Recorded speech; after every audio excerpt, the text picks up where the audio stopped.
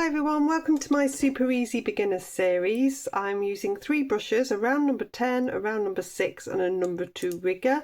I've got a bit of Saunders Waterford, a cotton paper, about 5 by 7 inches, a cotton palette which I'll put a link in the description to. I'm going to be using a natural sponge today. So today we're going to do a nice spring flowering cherry scene. So no drawing, we're going to go straight on with a little bit of water. I'm going to use my round number 10. We're going to go just over halfway with the water. I'm going to come across left to right, make sure I get a nice even coat on here.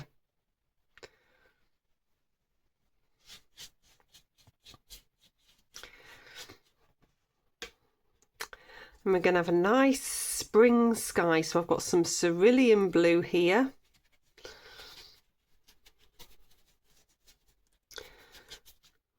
And I don't even necessarily want any cloud into this one. So I am doing a circular motion which can be used for clouds, but it works quite nicely for an even hazy blue spring sky.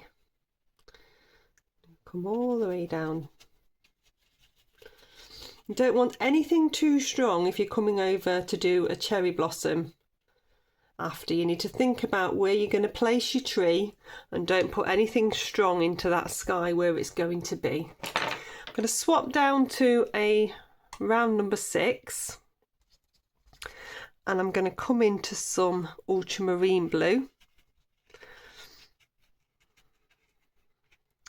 Just bring a little bit of that. So I'm going to keep the tree this side.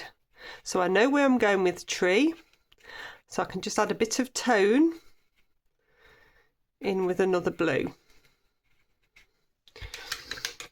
I can also add some stronger cerulean blue in if I want to. Just about getting a nice blend really on the sky.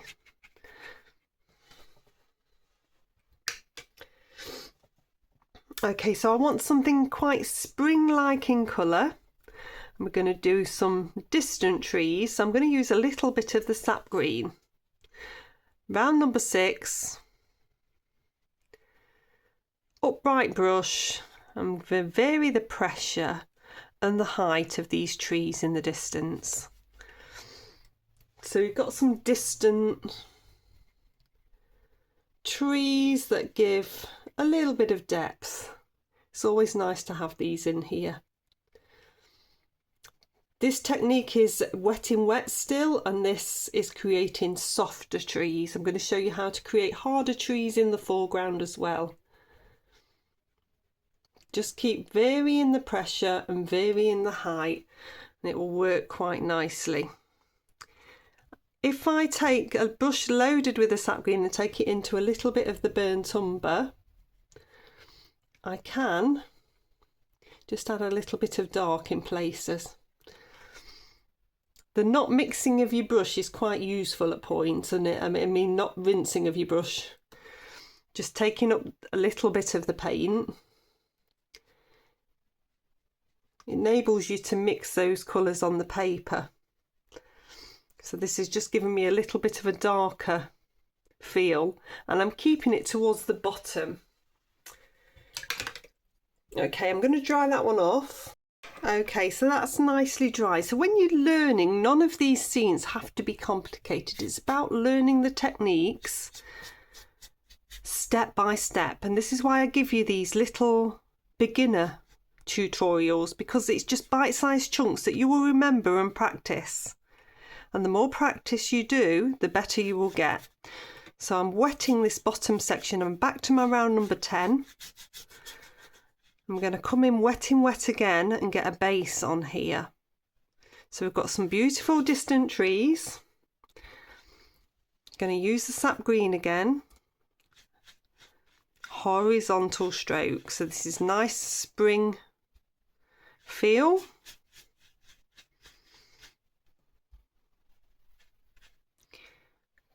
Come across horizontally right the way up to that edge.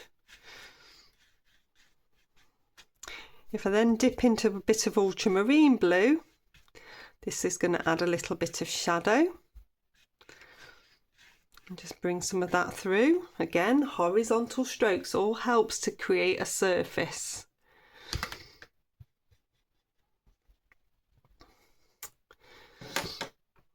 What I'm going to do is swap down to a number 6 because I'm going to pop a cherry tree in. I'm going to use the burnt umber, but what I'm going to do first of all is just create a little bit of shadow. So I've got to decide where the base of my cherry tree is going to be, which is going to be around about here. So I'm going to pop in the shadow first. So this is going to then become nice and soft. I'm going to have that little bit of shadow there. Okay, I'm going to dry that one off. Okay, so that's nicely dry. I'll stick with my round number 6. What I need now is a cherry blossom colour. So I've got something here, but I don't know what it is, so I'm just going to mix that up. It's vaguely pink. I'm just going to take a little bit out. There we go. Nice clean section. So I have got permanent rose here. If you have the same Cotman palette, then you will have permanent rose. If you don't, you can use alizarin crimson. You could use a little bit of something like a cadmium red with a little bit of Chinese white. So you just basically want that pink blossom colour. There's lots of options really. You could use something like purple lake. That would work as well. Okay, so I've got a nice mix here of that permanent rose. I'm going to use the sponge now. So every time I do this, I pretend I'm an absolute beginner again and tell you exactly what to do. So what you're looking for is a sponge that has lots and lots of bobbly bits. You're going to rinse it out and wring it out really well. Once you've wrung it out, you're going to dab it onto kitchen towel to get rid of that excess moisture. So you can see here, there is a tiny bit on here, but there is not a lot. It's not soaking wet. In fact, I'll dab a bit more. You want it to be basically able to move and manipulate, but not soaking wet. The soaking wet will make it blobby. Then I'm going to squeeze the sponge so that I've got a nice surface and dip in. A flat palette always works better because you're evenly taking the paint up into the sponge. A weld palette, if you think about it, you dip it in, it soaks up a lot more. Then what we're doing now is we're thinking about where the blossom will come onto the tree. So we're going to pop in the cherry blossom. We're not worried about the trunk at this stage. We know that it's going to come up here. So we're going to pop the cherry blossom in.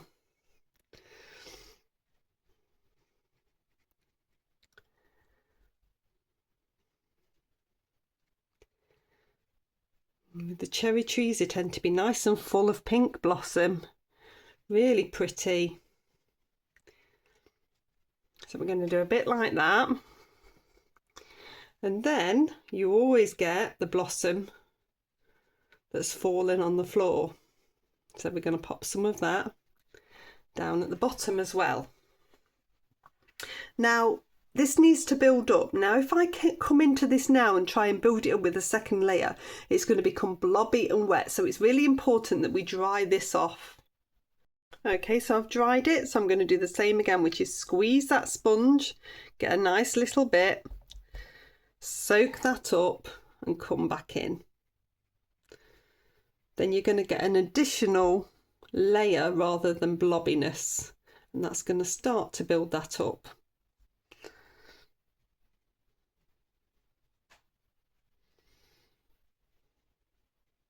You don't really need any more on the ground. It's mainly on the tree. See that building up nicely. Okay, again we need to dry it off before we come on with the trunk. Okay, so that's nicely dry. I'm going to use some burnt umber. If you hadn't got burnt umber, ultramarine and burnt sienna would work. Sepia would work. All really good. And I'm going to just come in the direction the trunk will grow. So this is with a round number 6 I'm starting with. and I'm going to bring it up to that foliage or blossom. So the first thing is you want a jaggedy bottom on the tree. You should never have a straight bottom unless it's into snow. I'm going to use a combination of 2 brushes. So I've got my number 2 rigger here as well. So you can just bring that a little bit more jaggedy.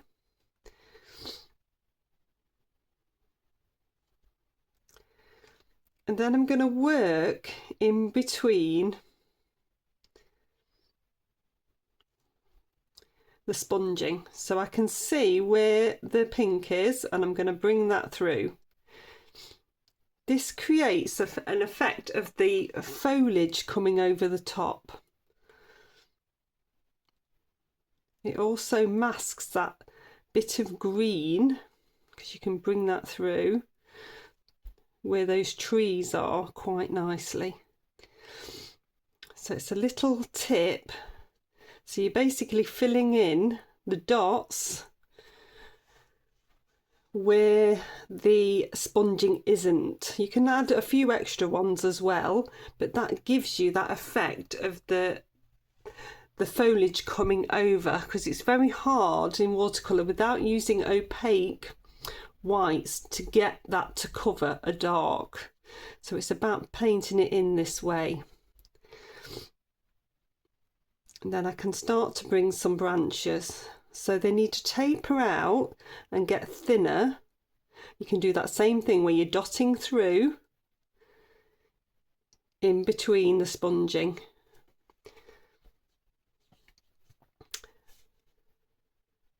You want to come right to the end. I'm resting on my little finger. Takes a bit of practice to get used to a rigger, but it's very worth it because you can see I'm not having to dip back in all the time. Then when I come to do the next branch off, I won't do it in exactly the same place. So I'm going to stagger, and I'm also going to move it to make it easier for me. So this is why I go onto a board. You can move the paper to make it easier for you to do the stroke. So you can see I've moved up a bit. That just makes it look more natural. If they all come off at the same place, it looks false. You can bring another one off here.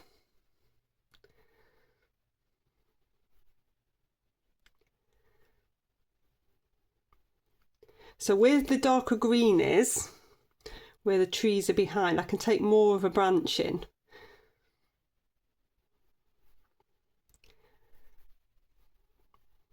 And I can just dot through.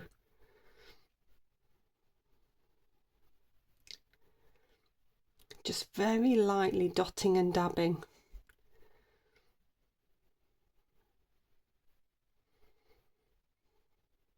You can have little bits that come out as well. It's a really effective technique, and it's actually really simple because you're just filling in the dots of the basically onto the sky and not touching the pink areas. You can see how that's working.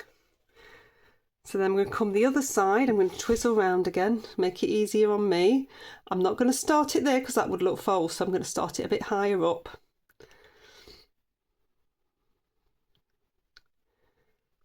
There's less foliage this side, so that I've got to put more branch for it to look realistic, but that's absolutely fine.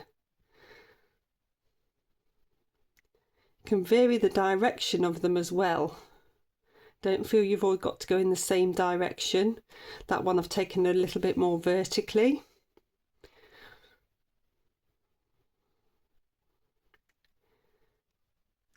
The more you practice trees, and I've got a tree practice series, a playlist for, the better you will get at doing trees. You can see I've got this, it's looking really pretty. A really pretty cherry tree there.